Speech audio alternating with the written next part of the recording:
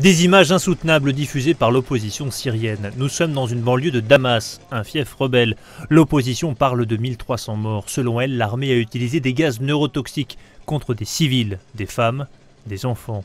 Le régime parle d'allégations infondées. Assad a reconnu en juillet l'existence d'un arsenal chimique. Il avait alors assuré qu'il l'utiliserait en cas d'intervention occidentale en Syrie.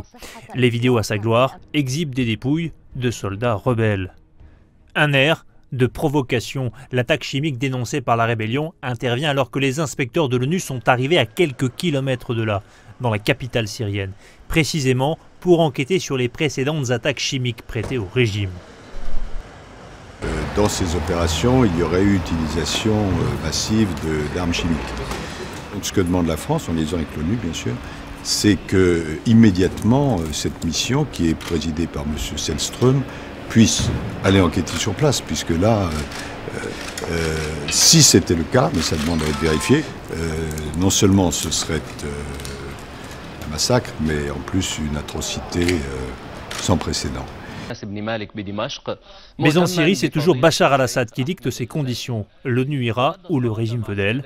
Le régime qui a repris des positions rebelles dans le berceau alaouite de Latakia près des côtes.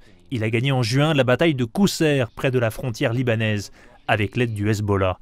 Assad veut écraser la rébellion d'une main de fer. Il l'a dit, le répète. Après le déluge de feu, les témoignages convergents d'utilisation d'armes chimiques accentuent la crainte d'un nouveau carnage dans un conflit qui a fait 100 000 morts en 2 ans et demi.